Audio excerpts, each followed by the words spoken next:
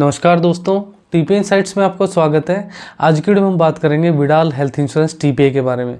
Widal health insurance policy जो होती है उसका कैसे आप लोग इस्तेमाल कर सकते हो अपने कैशलेस इलाज के अंदर, क्या क्या डॉक्यूमेंट्स आपको एडमिट होते टाइम चाहिए होते हैं, कब आप अपने कार्ड का इस्तेमाल कर सकते हो, कैसे इनिशियल अप्रूवल आता है, कैसे फाइनल अप्रूवल आता है, क्या डिडक्शन होती है, क्या कोपेमेंट होती है, पूरा आज की वीडियो में आप लोगों को डिटेल में विडाल हेल्थ इंश्योरेंस का क्लेम का पूरा प्रोसेस बताने वाला हूँ। अगर आप नेटवर्क हॉस्पिटल में जाके इलाज कराते हो तो कैशलेस क्लेम का जो प्रोसेस होता है वो आज की वीडियो में शुरू से लेकर लास्ट तक पूरा एक एक पॉइंट्स आप लोगों के सामने रखने वाला हूँ, ताकि आप लोगों को समझ में आ जाए और आगे भविष्य में कभी आप लोग अपना कार्ड इस्तेमाल करें विडाल हेल्थ इंश्योरेंस टीपीए का, तो आपको क्लेम लेते टाइम कोई प्रॉब्लम ना आए या कोई आपको भ्रमित ना कर सके, मतलब मिसगाइड ना कर सके। आप लोग इस वीडियो को देख के एक एक चीज़ समझ सकते हो। तो वीडियो में आप लोग लास्ट तक बने रहें। चैनल पे आप लोग नए हैं तो चैनल को सब्सक्राइब कर लीजिए, बेल आइकन दबा दीजिए ताकि नए वीडियो का नोटिफिकेशन आप लोगों को मिलता रहे। तो चलिए वीडियो को शुरू करते हैं।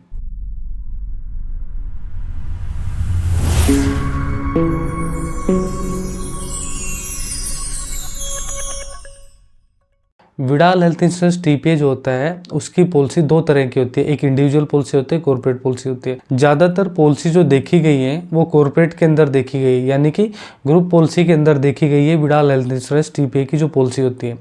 तो जब उसकी टर्म एंड कंडीशन पूरी हो जाती है, यानी कि उसका इस्तेमाल करने का जो वेटिंग पीरियड है वो ख़त्म हो जाता है, उसके बाद आप उसका इस्तेमाल कर सकते हो। एक चीज़ आप लोगों को हमेशा ध्यान रखनी है कि जो आपका विडाल हेल्थ इंश्योरेंस टीपीए का जो कार्ड है वो हमेशा एडमिट केस में ही चलेगा। ऐसा नहीं कि आप ओपीडी में जाके भी आप अपना कार्ड का इस्तेमाल कर सकते हो। हाँ, अगर ओपीडी के लिए आप लोगों के लिए अलग से कोई प्लान ले रखा है, एडिशनल कोई प्लान आप लोगों ने अपना प्रीमियम भर के ले रखा है, तो वो एक अलग कंडीशन हो जाती है। लेकिन अगर आपको एडमिट होना है या 24 घंटे से ज़्यादा का आपका ट्रीटमेंट है तो मिनिमम आप लोगों को 24 घंटे रहना ही रहना पड़ेगा और उसी केस में ही आपका कार्ड अप्लीकेबल रहेगा। अब ये डाउट्स क्लियर होने के बाद आगे मैं बताता हूँ। जब भी आप किसी नेटवर्क हॉस्पिटल में जाके अपना इलाज कराना चाहते हो या आपको कोई तकलीफ़ है तो सबसे पहले आप लोगों को ओपीडी में दिखाना है। वहाँ पे ओपीडी में दिखाने के बाद डॉक्टर को लगता है कि पेशेंट को तकलीफ़ है और एडमिट होने की ज़रूरत है और इसका ट्रीटमेंट 24 घंटे से ज़्यादा यहाँ पे रहेगा या रहने वाला है, तो उस कंडीशन में पेशेंट को एडमिट होने के लिए बोलता है डॉक्टर। डॉक्टर की एडवाइस पे ही आप लोगों को हॉस्पिटलाइज होना है, यानी कि हॉस्पिटल में एडमिट होना है। अगर आप अपनी मर्जी से आप अपना कार्ड दिखा के बोलोगे कि नहीं मुझे तो मेरे पास कार्ड है, मुझे तो कार्ड से इलाज कराना है, कार्ड से ही एडमिट होना है, तो उस जगह आपको पेमेंट देनी पड़ सकती है। पेमेंट क्यों देनी पड़ सकती है? हॉस्पिटल तो एडमिट कर लेगा आपको। अगर आप बोलोगे कि हाँ ठीक है, कार्ड है हमारे पास, पैनल है इसका विडाल हेल्थ इंश्योरेंस का, आपका कार्ड यहाँ चल जाएगा और हम एडमिट कर लेते हैं, लेकिन कोई भी हॉस्पिटल इस चीज़ की गारंटी नहीं लेता है कि आपका जो क्लेम है वो पास ही हो जाएगा या आपको कैशलेस क्लेम मिल ही जाएगा। तो ये चीज़ें आप लोगों को भी थोड़ा समझनी होगी कि आपको अपना कार्ड उसी कंडीशन में इस्तेमाल करना है कि आपको लगे कि हाँ मुझे एक्चुअल में तकलीफ़ है और हॉस्पिटल के जो डॉक्टर हैं उनको भी लगे कि हाँ तकलीफ़ ज़्यादा है और इस केस में आपको 1 से 2 दिन या 4 दिन आपको हॉस्पिटल में रहने की ज़रूरत है। तो उसी कंडीशन में ही आपको अपना हेल्थ कार्ड इस्तेमाल करना है। ऐसा नहीं है कि आप ओपीडी के चक्कर में जाओ वहाँ पे और ओपीडी के पैसे बचाने के चक्कर में डॉक्टर को बोलो कि नहीं मुझे एडमिट कर लो। अगर इंश्योरेंस कंपनी की तरफ से अप्रूवल नहीं आया आपका तो उस कंडीशन में आपको पेमेंट देनी होगी, क्योंकि हॉस्पिटल की जो पेमेंट बन रही है अगर इंश्योरेंस कंपनी देने से मना कर रही है, अगर उनको लगता है कि आपका क्लेम जेन्युइन नहीं है या आपको हॉस्पिटलाइज होने की ज़रूरत नहीं है और वो रीज़न लगा के आपका क्लेम रिजेक्ट कर देती हैं, तो उस कंडीशन में आपको पेमेंट देनी पड़ेगी हॉस्पिटल को और हॉस्पिटल को आप मना नहीं कर सकते हो। तो ये चीज़ें आपको समझनी है, ध्यान रखनी है, क्योंकि वहाँ पर भी इंश्योरेंस कंपनी के अंदर भी एक डॉक्टर्स की टीम होती है। डॉक्टर के एडमिट होने की एडवाइस करने के बाद आप लोगों को हॉस्पिटल के अंदर टीपीए डेस्क पे जाना है, अपना विडाल हेल्थ इंश्योरेंस टीपीए का कार्ड वहाँ पे चेक कराना है कि मेरा कार्ड यहाँ चालू है नहीं है या एक्टिवेट है या नहीं है, क्योंकि विडाल हेल्थ इंश्योरेंस टीपीए का पोर्टल बना हुआ होता है हॉस्पिटल के लिए, तो वहाँ पे वो लोग चेक कर सकते हैं कि हाँ आपकी डिटेल इस पर शो हो रही है। तो उसके बाद आप हॉस्पिटलाइज हो सकते हो और वहाँ पर हॉस्पिटल की जो टीपीए की टीम होती है वो एक प्री ऑथराइजेशन फॉर्म आप लोगों से साइन कराएगी। प्री ऑथराइजेशन फॉर्म जो होता है उसके अंदर हॉस्पिटल पेशेंट की डिटेल पूरा फिल करके भेजता है।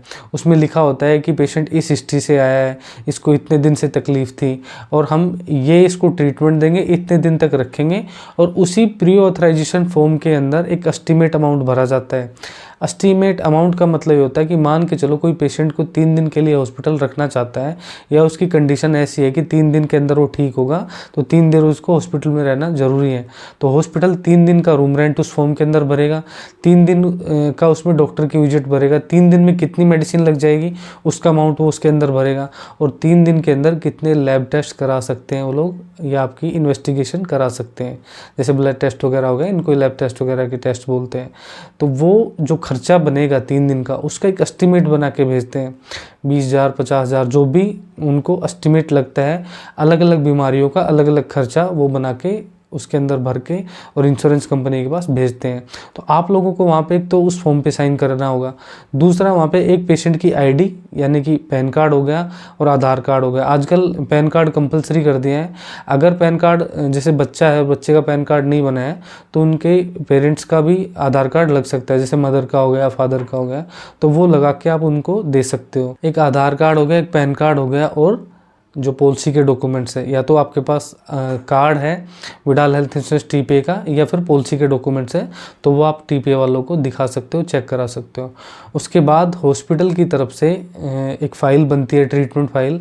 वो फाइल कंप्लीट हो जाने के बाद आप लोगों का प्रोसेस स्टार्ट हो जाता है, और वहाँ पर एक उस फॉर्म को कंप्लीट भर के डॉक्टर्स के साइन करा के और इंश्योरेंस कंपनी के पास उसको प्रोसेस कर दिया जाता है, यानी कि रिक्वेस्ट भेज दी जाती है। तो वहाँ पर एक डॉक्टर्स की टीम होती है, वो आपके क्लेम को चेक करती है, आपके डॉक्यूमेंट्स को चेक करती है। अगर उनको लगता है कि एक्चुअल में आपको तकलीफ़ है, आपको एडमिट होने की ज़रूरत है, तो उस केस में वो आपके क्लेम को पास कर देती है। पास करने का मतलब ये होता है कि शुरुआती अप्रूवल दे देती है। शुरुआती अप्रूवल का मतलब होता है कि उसको इनिशियल अप्रूवल बोलते हैं, फर्स्ट अप्रूवल भी बोलते हैं काफ़ी लोग। तो वो पहला लेटर आता है। कैशलेस क्लेम के अंदर 2 लेटर आते हैं, एक इनिशियल होता है, एक फाइनल होता है।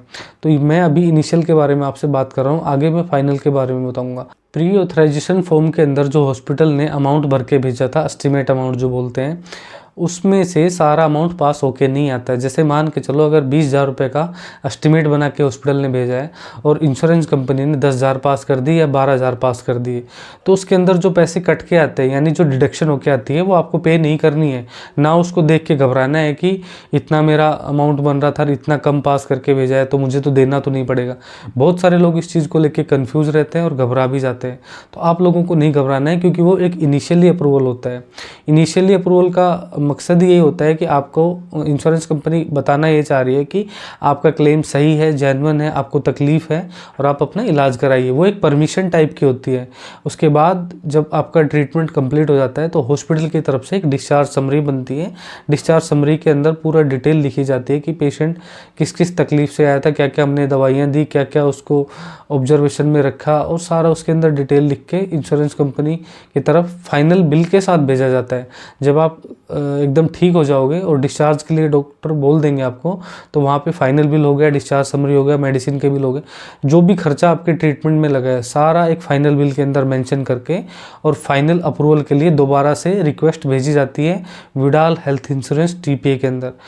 वहाँ पर डॉक्टर्स की टीम फिर से उस क्लेम को रिव्यू करती है, चेक करती है, और जब उनको लगता है कि एकदम सही बिलिंग हो रखी है, कोई ओवर चार्ज नहीं लगा हुआ है और सारी चीज़ें ठीक है, तो वहाँ पर वो लोग आपका क्लेम पूरा पास कर देते हैं। फाइनल अप्रूवल के अंदर 1-2 चीज़ें आप लोगों को ध्यान रखनी है। एक तो हॉस्पिटल डिस्काउंट जो लग के आता है वो आपको पे नहीं करना है। वो हॉस्पिटल का डिस्काउंट होता है, वो अगर कट के आ रहा है फाइनल अमाउंट में से तो आपको पे नहीं करना है। अपना फाइनल अप्रूवल लेटर ध्यान से पढ़ लेना है। उसके अलावा आपकी अगर नॉन पेबल्स आइटम ऐसे होते हैं जो ट्रीटमेंट के अलावा भी नॉर्मल लाइफ में कोई भी आदमी उन चीज़ों का इस्तेमाल कर सकता है, वो नॉन पेबल्स आइटम की लिस्ट सभी इंश्योरेंस कंपनी ने अपनी वेबसाइट के ऊपर डाली हुई है।